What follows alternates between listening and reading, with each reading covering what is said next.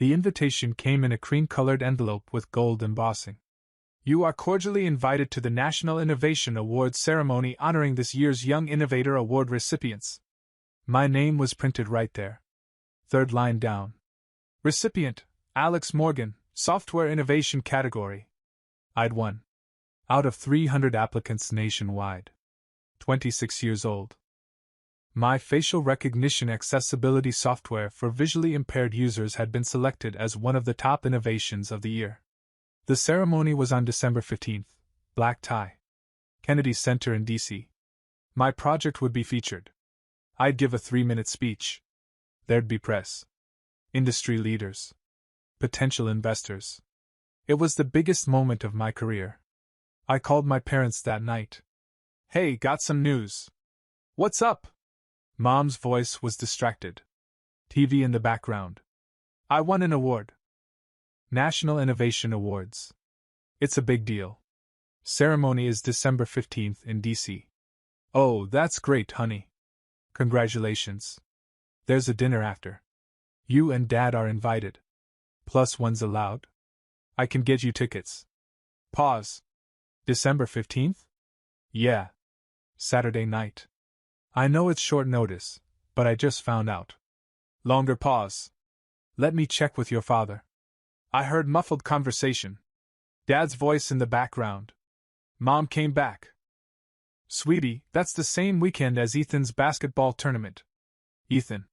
My younger brother. 22. College senior.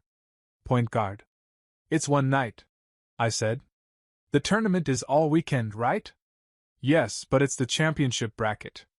He really wants us there. I really want you at my award ceremony. I know, but this is important to Ethan. He's worked so hard. I sat there holding the phone. And I haven't? That's not what I meant. It's just. Basketball is his whole life right now. And this software is mine. Can't you record your speech? Send us the video? I closed my eyes. Mom, this is a national award. I'm being honored at the Kennedy Center. I understand that. But Ethan's tournament is more important. Got it. Don't be like that. I'm not being like anything. I'm just understanding the priorities. We'll try to make it if the game's schedule allows. Don't bother. Alex. I hung up. Sat there in my apartment. Studio in Arlington. Small. Cheap. Every penny went into my startup. Looked at the invitation again. The gold embossing. My name. Then I looked at the family photo on my bookshelf. Last Christmas.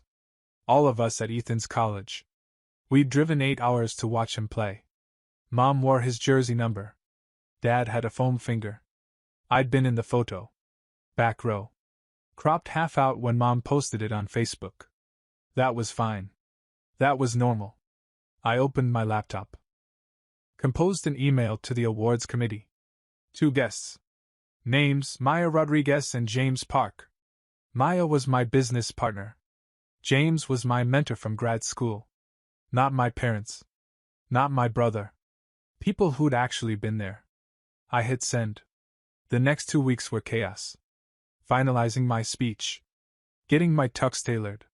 Coordinating with Maya and James. Booking hotels. Arranging flights. My phone stayed quiet.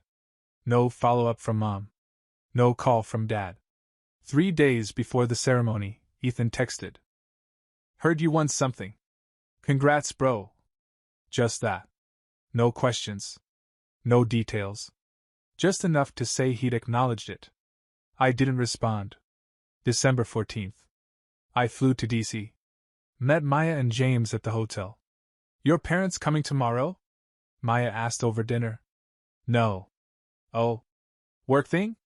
Brother's basketball tournament. She put down her fork. You're joking. Nope. James, who'd known me for 5 years, just shook his head. That's incredibly fucked up. It's fine. It's not fine, Maya said. This is huge. This is your moment. I know. That's why you two are here. We ate in silence for a minute. Then James raised his glass. To Alex, who built something extraordinary. with or without family support. We clinked glasses. That night I couldn't sleep. Kept checking my phone. Part of me hoping Mom would text. Say they changed their minds? That they'd drive through the night? That I mattered enough? Nothing. December 15th, 4 p.m. I was in my tux. Maya in a black dress. James in a suit that actually fit for once. We walked into the Kennedy Center. Red carpet. Photographers. Other recipients with their families. I saw a woman my mom's age crying while her daughter posed. Saw a father adjusting his son's bow tie. Saw siblings hugging. Friends cheering. Saw everyone there with someone. You okay? Maya whispered. Yeah. My category was third.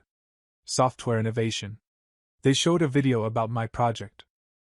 Blind users talking about how the facial recognition helped them identify family members, navigate social situations, and feel less isolated. Then my name. Alex Morgan. I walked on stage. Shook hands with the presenter.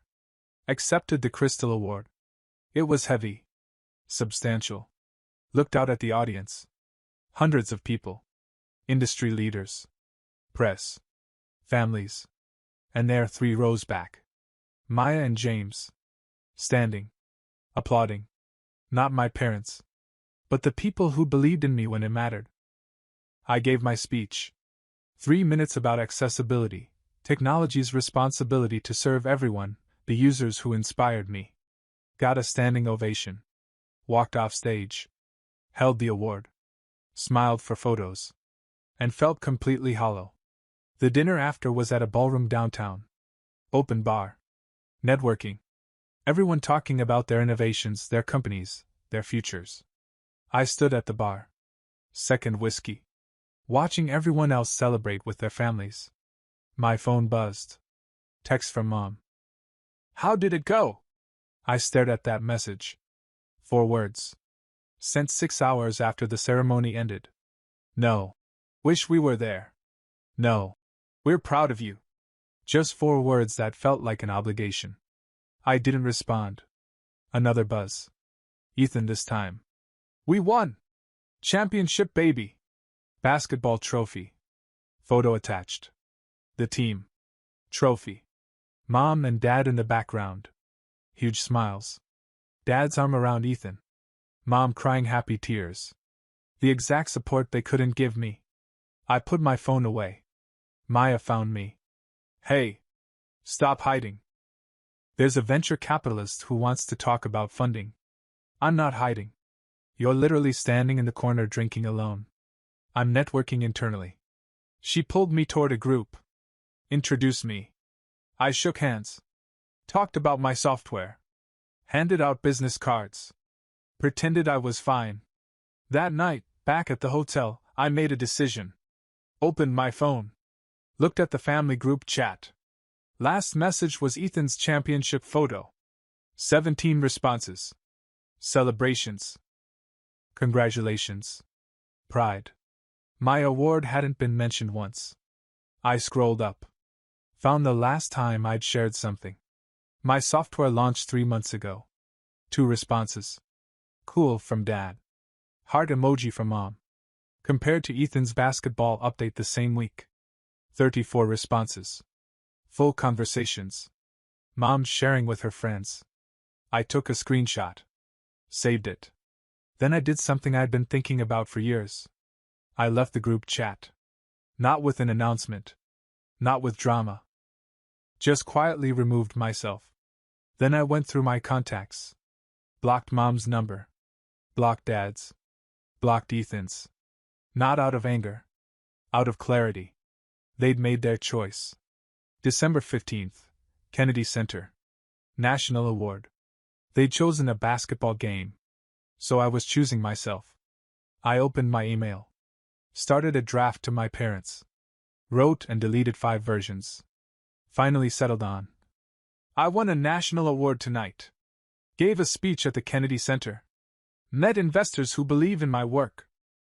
It was one of the best nights of my life. You weren't there because Ethan had a basketball game. I understand priorities now. Mine is building a life where I don't wait for people who won't show up. Don't contact me. I need space. I need to focus on people who actually support me. That's not you. I hope Ethan's team enjoyed their win. I'm sure it was worth it. Alex. I read it 3 times. Finger hovering over send. Then I deleted it. Sending it would mean I still needed them to understand. Still needed their acknowledgement. Instead, I just went silent. No explanation. No goodbye. Just absence. They'd shown me I was optional. So I was opting out. The next morning I flew home. Changed my voicemail. Deleted social media apps. Set my email to auto-delete anything from their addresses. Maya noticed. You okay? You've been quiet. I'm fine. Just thinking. About your family? About how I don't need them to succeed. She studied me. No contact? No contact. For how long? Until they earn it back. If they ever do. She nodded. Good. You deserve better. That week, my phone rang constantly. Unknown numbers. I didn't answer. Voicemails piled up. Mom. Honey, you left the family chat. Did you mean to? Call me back. Dad. Your mother's worried. You're being childish. Call us. Ethan. Dude, what's going on? Why'd you block me? I deleted them all without listening to the end. Christmas came. No gifts from me arrived at their house. I spent it with Maya's family. Her parents asked about mine. I said we weren't in contact. They didn't push. New Year's. I set a goal. Make Forbes 30 under 30. Not for them. For me. Worked 18-hour days. Scaled my software. Closed funding rounds. Hired a team. Built something undeniable. And for an entire year, my family existed as a memory I stopped checking. No calls. No texts. No drop-bys. Just silence. The kind that lets you hear yourself clearly for the first time. And what I heard was this: I'd been waiting my whole life for them to celebrate me the way they celebrated Ethan. But that celebration was never coming. So I stopped waiting. And started building something they couldn't ignore. Even if they never saw it. The silence lasted exactly 14 months. Not because I was counting. But because that's how long it took to build something undeniable. January started quietly. I moved into a better apartment. 1 bedroom. Natural light. Space for a home office. Paid for it myself. No housewarming party. Just me, Maya helping unpack, and James bringing pizza. This is nice, Maya said, looking around. Adult apartment. Studio was getting cramped. You mean depressing? That too. My phone stayed blocked. Occasionally I'd see a voicemail notification from an unknown number. I'd delete it without listening. Didn't need to. Knew what they'd say. Some version of, "Why are you doing this? Call us back. You're overreacting." Never. We're sorry. We should have been there. February, we closed our series of funding. $1.2 million. Led by a VC who'd been at the awards ceremony. Who'd seen my speech. Who believed in the vision. The tech blogs covered it. Small mentions. Nothing major. But enough. Facial recognition startup secures funding. Accessibility software gains traction. I checked to see if my family would notice. If Dad would Google my name. If Mom would set up alerts. Nothing. March, we hired our first employees. 4 people. Small team. Everyone hungry. Everyone believed in what we were building. I worked 12-hour days. Sometimes 16. Not because I had to. Because I wanted to. Because building something mattered more than dwelling on people who didn't. April brought our first major client. A school for the blind in Boston. They wanted to pilot our software. 20 students. Real users. Real impact. I flew out to meet them. Watched a 16-year-old girl use our app to identify her teacher for the first time without help. She cried. I cried. The teacher cried. That night, I almost called my mom. Almost wanted to share it. Didn't. Because she'd proven she wasn't interested unless it involved a ball and a scoreboard. May, James suggested I apply for Forbes 30 under 30. You're 27. You've got time, but why wait? I don't know if I'm Forbes material. You built accessible technology that's helping blind people identify faces. You raised over $1 million. You're scaling. What else do you need? A famous last name? He laughed. Just apply. Worst case, you don't make it. Best case, you prove everyone wrong who didn't believe in you. I applied. Filled out the extensive questionnaire. Submitted financial docs. Wrote essays about innovation, impact, scalability. Attached press clippings. User testimonials. Funding announcements. Hit submit at 2 a.m. Then forgot about it. June, my company hit 10,000 users. Maya threw an office party. Cupcakes. Champagne. Team photos. I posted one on LinkedIn. Professional. Celebrating a milestone. Tagged the team. My personal social media stayed dark. I deleted Facebook, Instagram, Twitter. Anything my family could use to keep tabs without actually reaching out. If they wanted to know what I was doing, they'd have to ask. They didn't. July brought an unexpected visitor. My cousin Rachel. Mom's niece. We'd been close as kids. She showed up at my office. Unannounced. Hey, stranger. I looked up from my computer. Rachel? How did you? LinkedIn. Your company address is public. She held up coffee. Peace offering? I let her in. We sat in the small conference room. So, she said, you disappeared. I left a situation that wasn't working. Your mom's worried. Is she?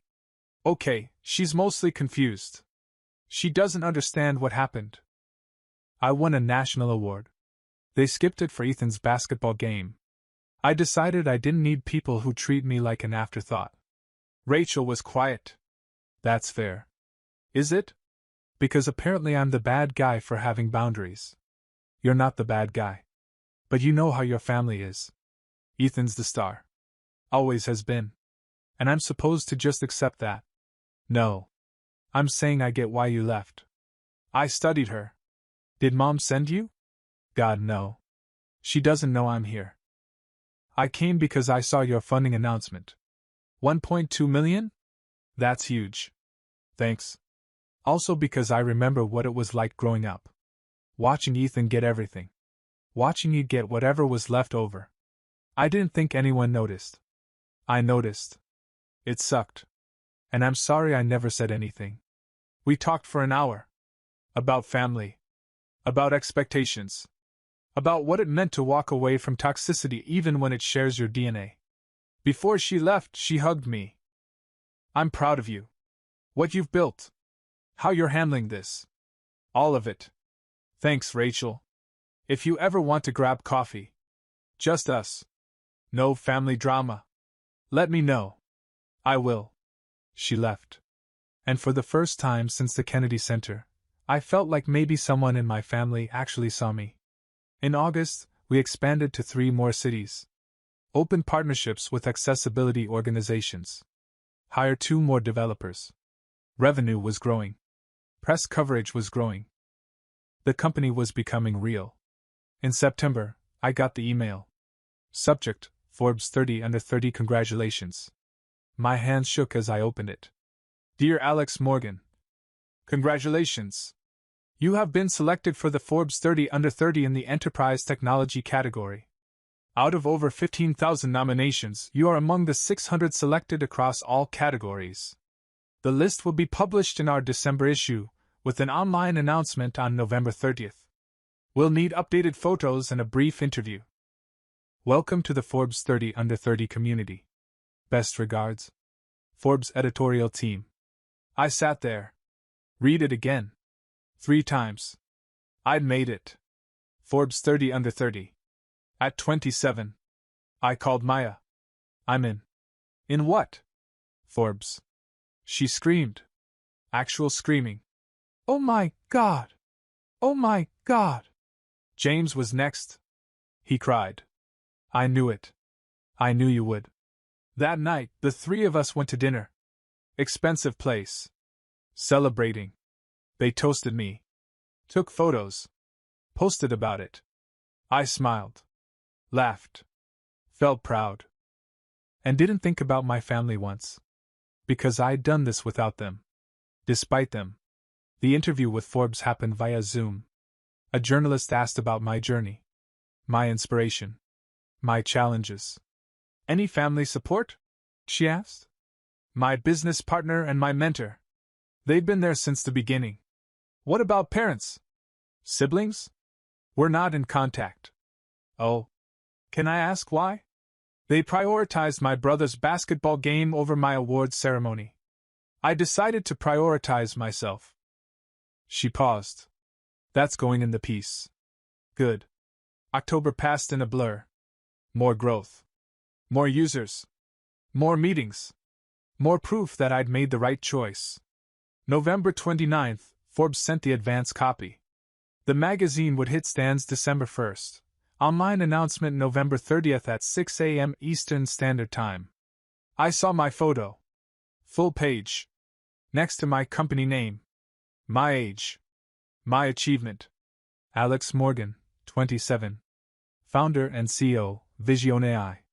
Making facial recognition accessible for the visually impaired. Below, a quote from my interview. Success isn't about proving people wrong. It's about proving yourself right. I sent a copy to Maya and James. They responded within minutes. Maya, this is everything. So proud of you. James, framing this. Putting it in my office. I went to bed that night knowing that in 7 hours, the article would go live. My family would find out eventually. Maybe through a friend. Maybe through Google. But not from me. Because I hadn't built this for them. I'd built it in spite of them. And that made it so much sweeter. November 30th, 6:01 a.m. My phone exploded. Not from my family. From everyone else. LinkedIn notifications. Text messages from old colleagues. Emails from mentors and former professors. Saw the Forbes list. Congratulations. Knew you'd make it. This is incredible. I watched them roll in. Smiled. Responded to a few. Then I got a call. Unknown number. I almost didn't answer. But curiosity won. Hello? Alex? It's Rachel. Have you seen the news? What news? Your family. Oh my God. They're losing their minds. What do you mean? Ethan found your Forbes article. My heart stopped. How? He was at the dentist. Waiting room. Someone left the magazine. December issue. He was flipping through it and saw your face. I couldn't speak. Alex? You there? Yeah. What happened? He called your dad. From the dentist office. Panicking. I heard it through my mom. He was freaking out. How did he do this? Like he performed magic. I started laughing. Couldn't help it. It's not funny. Rachel said. Okay, it's a little funny. But they're spiraling. Your mom's calling everyone asking if they knew. Your dad's Googling you.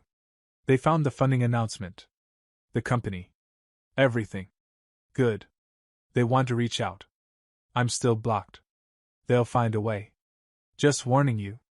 Thanks, Rachel. After I hung up, I sat there. Processing. Ethan had found my Forbes article. At a dentist office. Completely by accident. And panicked. Because I'd done something he couldn't understand. Something that didn't involve their support or their presence. Something that proved I didn't need them. My phone rang again. Another unknown number. This time, I knew who it was.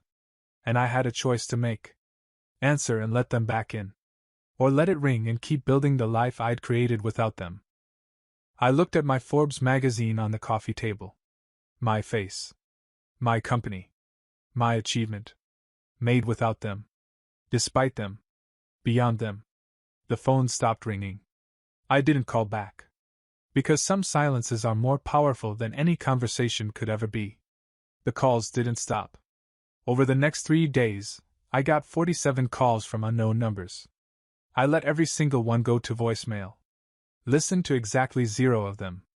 December 1st, the magazine hit stands. Rachel sent me photos. Barnes & Noble.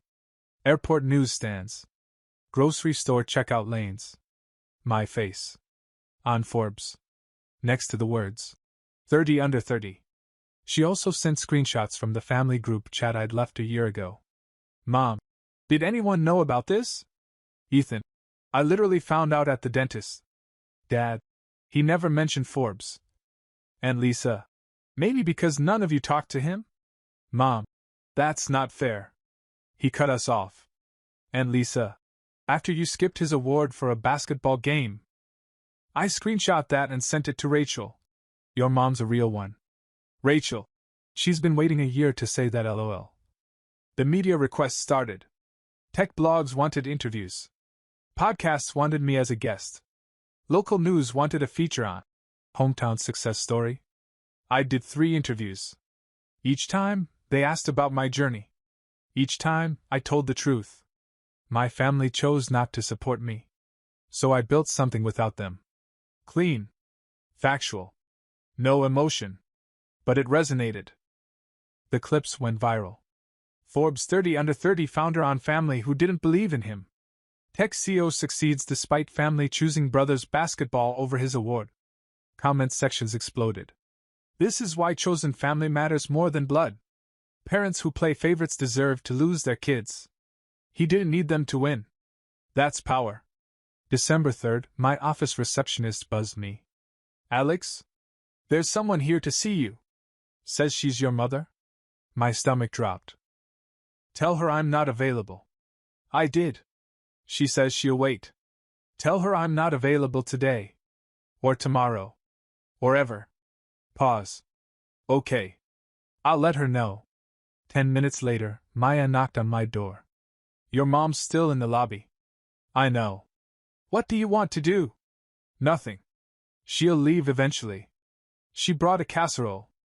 I almost laughed. A casserole? In a Pyrex dish? She told Jen at reception it's your favorite.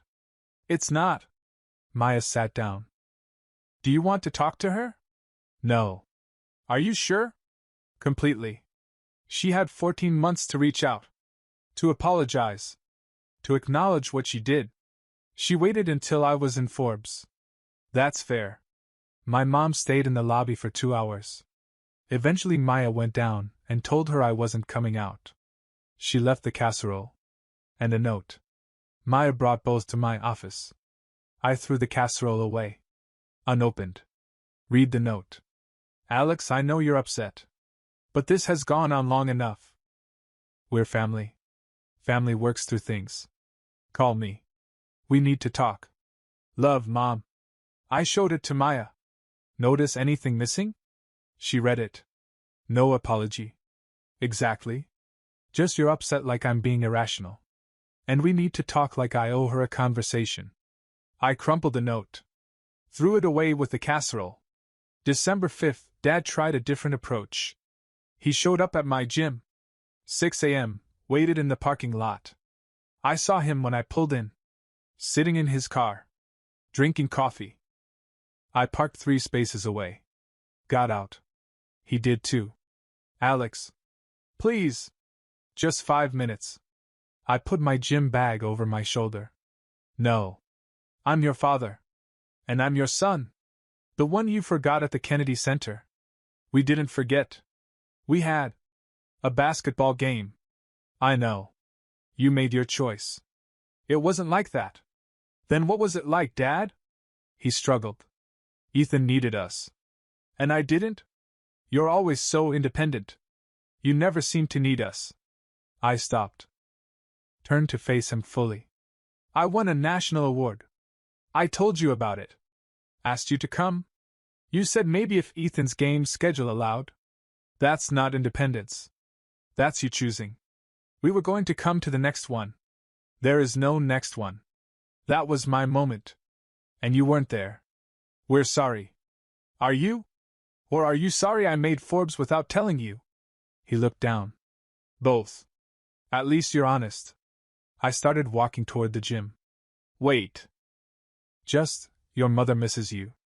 She misses the version of me that didn't require effort. That's not fair. I turned back. You want to know what's not fair? Ethan got a championship celebration. Team dinner. Social media posts. Crying proud parents. I got how did it go 6 hours after the ceremony ended. Via text. That's not fair. We didn't know how important it was to you. Because you didn't ask. You assumed. You always assume I'm fine. That I don't need attention. That I'm low maintenance. But you know what? I'm not your low maintenance son anymore. I'm Forbes 30 under 30. And I did it without you. His face crumpled. Please. Can we just talk? We are talking. And I'm done. I walked inside. Didn't look back. That night Ethan tried. Showed up at my apartment. Somehow got past the building door. Knocked until I answered. Dude. Come on. This is insane. What do you want, Ethan? I want my brother back. You want your brother back? Where was my brother when I won a national award? Oh, right. Shooting free throws. That's not fair. I had a championship game. And I had the biggest moment of my career. Which one mattered more? They're both important. Then why did Mom and Dad choose yours? He didn't have an answer. Exactly. I started to close the door. Wait. I read the Forbes article. The interview.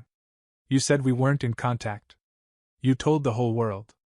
I told the truth. It makes us look bad. You look how you acted. I didn't know it meant that much to you. Because you never asked? You never wondered why I stopped talking to you. You just assumed I was being dramatic. I tried to call. Once. 3 days after I blocked you. One call. No follow-up. That's not trying, Ethan. That's checking a box. He ran his hand through his hair. I don't know what you want from me. I don't want anything from you. That's the point. I wanted you there a year ago. Now, I'm good. So that's it. We're just not brothers anymore? We weren't brothers when it mattered. Why pretend now? I closed the door. Locked it. Heard him stand there for a minute. Then footsteps. Walking away. My phone buzzed. Text from Rachel. Heard Ethan tried to see you. You okay? Me. Yeah. Just tired of explaining obvious things. Rachel.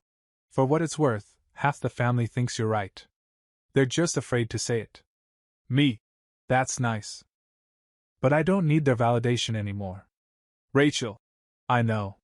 That's why I'm proud of you. December 10th, the Forbes Gala invitation arrived. You are cordially invited to the Forbes 30 Under 30 Summit and Gala. January 25th to 27th. Boston, Massachusetts. 3 days. Panels. Networking. Celebration dinner. +1s allowed. I invited Maya and James. No question. That night, I posted on LinkedIn. Professional. Clean. Honored to be named Forbes 30 Under 30. Thank you to my team, my investors, and everyone who believed in Vision AI's mission. Looking forward to the summit in January. No mention of family. No mention of the journey. Just facts. Comments rolled in. Congratulations from colleagues. Industry leaders. Former professors. And then, buried in the responses, one from my mother. So proud of you, Alex. Always have been. Red heart. I stared at that comment. Always have been. Always. I clicked on her profile. Saw she never commented on any of my posts before. Not my funding announcement. Not my company milestones. Nothing. But now, public comment on the most visible achievement. Not because she was proud. Because she wanted people to see her being proud. I deleted her comment. Blocked her on LinkedIn. Maya called. Did you see your mom's comment? I deleted it. Good. That was performative as hell. Right? Always have been. Where was that at the Kennedy Center? Nowhere. Because it's bullshit. We talked for an hour. About family. About boundaries. About the summit. You ready for Boston? She asked. More than ready. This time, I'll have people who actually show up. Damn right. December faded into January. The calls from unknown numbers slowed. Then stopped. My family realized I wasn't coming back. That Forbes wasn't a fluke. That I'd built something real. And they missed it. Not just the Forbes announcement. The whole journey. The late nights. The failures. The small wins. The big ones. All of it. While they were at basketball games. January 24th, I flew to Boston. Maya and James met me at the hotel. Ready for this? James asked. I looked at the Forbes Summit banner in the lobby. My name on the attendee list. Yeah. I'm ready. Your family know you're here? Don't know. Don't care. Maya smiled. That's growth. The summit was 3 days of panels, networking, and celebration. 600 people under 30 who'd built something extraordinary. And I was one of them. On the final night, the gala, I stood on the stage with the other enterprise technology winners. 5 of us. Holding plaques. Smiling for photos. I looked out at the audience. Saw Maya and James. 3rd row. Standing. Clapping. The people who'd actually been there. And I didn't think about my family once. Because I'd finally learned the most important lesson. You can't make people proud of you if they're determined not to see you. But you can build something so undeniable that their blindness becomes their loss, not yours. And that was more than enough. The Forbes Summit ended on a Sunday night. I flew home with Maya and James, watching city lights blur below us. Different from last year, huh? Maya said. I knew what she meant. Last year, the Kennedy Center. Hollow victory. Empty seats where my family should have been. This year? Full auditorium. People who actually showed up. Yeah, I said. Very different. February brought what I'd been avoiding. An email from my high school principal. We'd love to have you speak at Career Day. Forbes 30 under 30 alumnus. Students would be inspired. I stared at that email for 3 days. My high school. 10 minutes from my parents' house. Same trophy cases that ignored my academic awards while celebrating Ethan's basketball. Same hallways where teachers told me to be more well-rounded. Part of me wanted to decline. Keep the distance. Stay safe. But another part, the part that had built a company from nothing, wanted to walk those halls as exactly who I'd become. Accept it, I told Sarah, my new assistant. Schedule it for March. The school posted about it on social media. Alumni success story returns. Rachel texted 2 days later. Your mom's losing her mind. Tried to get tickets. School said students only. Good. You sure you want to do this? I'm sure I'm done hiding. March 15th arrived cold. I drove to the school in my Tesla, used but still. Parked in visitor parking where I'd parked my beat-up Honda a decade ago. The building looked smaller. Older. But the gym where I'd spent 4 years watching Ethan. Still massive. The principal met me in the lobby. Alex. So great to have you back. Same guy who'd suggested I join student government to boost my college applications, instead of entering coding competitions. We walked to the auditorium. Full house, he said. 300 students. Some alumni asked to attend. Hope that's okay. Alumni meant potential family. That's fine. The doors opened. 300 teenagers. Teachers along the walls.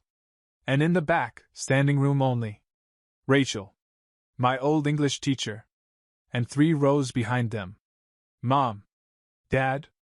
Ethan. They'd found a way in. Of course they had. I walked to the podium. Looked out at 300 faces.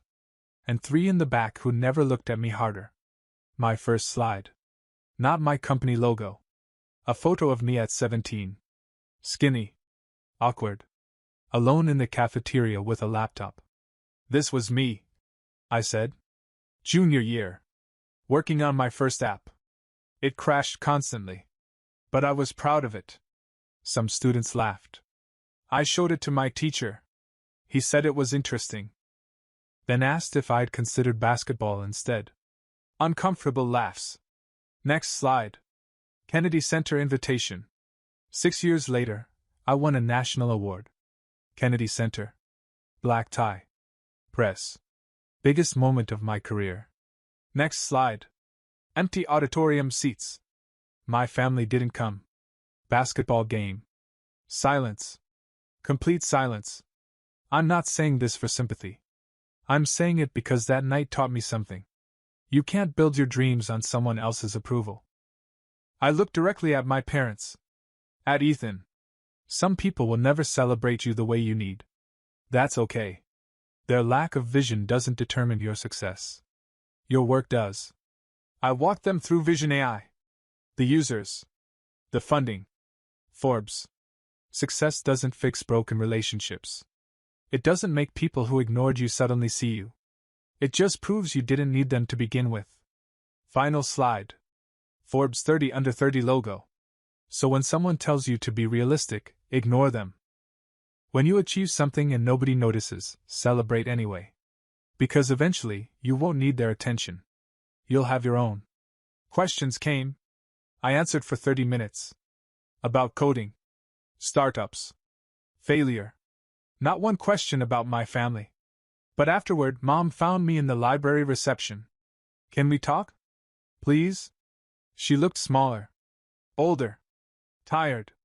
I'm working, I said. Students have questions. After? 5 minutes? Something in her voice cracked. Parking lot. 3 minutes? When I'm done here. I stayed 20 minutes. Answered every student question. Handed out business cards.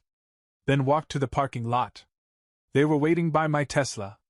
All three. Nice car, Dad said. Bought it myself. We're not here to fight, Mom said quickly. We just want to talk. I checked my watch. 2 minutes. We were wrong. About the Kennedy Center. About everything. Okay. Okay? That's it. What do you want, Mom? You were wrong. Great. Doesn't change anything. We want to fix this, Dad said. Fix what? 14 months of silence? You can't fix that. It happened. Ethan stepped forward.